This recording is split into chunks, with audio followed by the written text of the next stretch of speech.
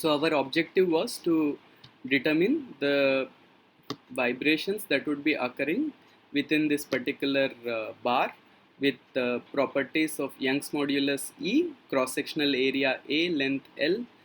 At one end of the bar, we were assuming a fixed boundary condition, and at the other end, the bar was connected to the wall through a spring with spring constant K. So the governing differential equation in this particular problem was this. So partial derivative with respect to x of EA times partial derivative of u with respect to x is equal to density times cross sectional area times second derivative of u with respect to t.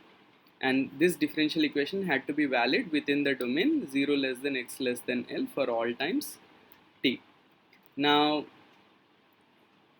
and these were the boundary conditions. To solve the problem using the to solve this problem for natural vibrations, we assume the displacement field to be of this particular form.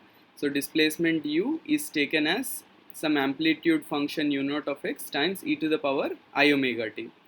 So if you assume this form of the displacement field, then we get that the governing equation would be satisfied if the term within the square brackets is equal to 0. So the original problem can now be cast as an eigenvalue problem.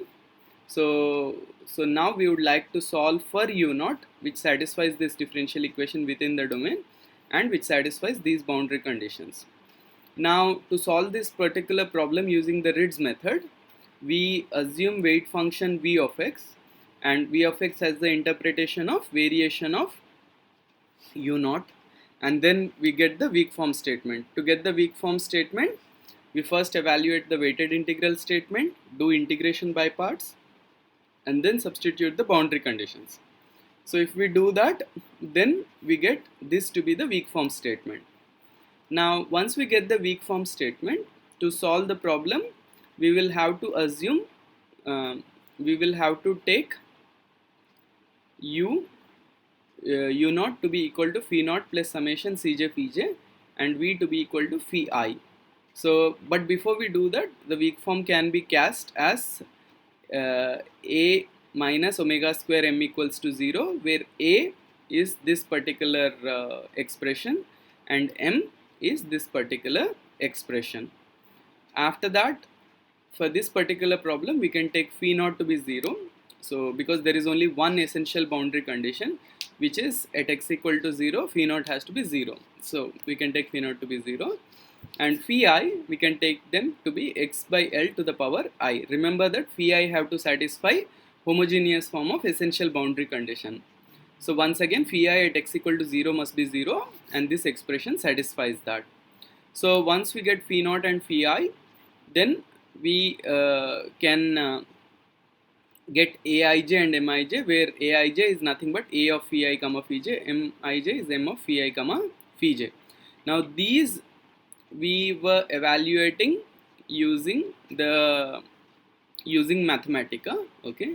And once you have matrices for A and M, then the weak form statement can be cast as A minus omega square m into C equals to 0.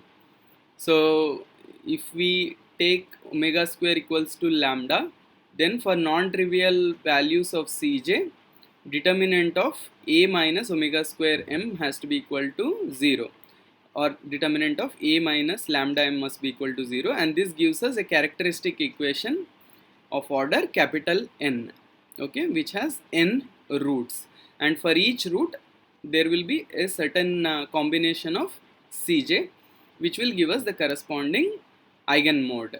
So this is what I talked about in the last class, and I had also shown you how we can actually get these matrices A and M in Mathematica and solve for omega square. I was trying to create the animation in Mathematica last time, but there was a problem.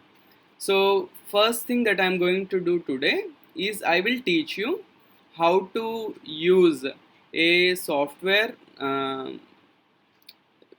known as Octave, which is essentially a free version of MATLAB. Okay, fine. So let's do that. First, let me open Mathematica, and then we will go to Octave.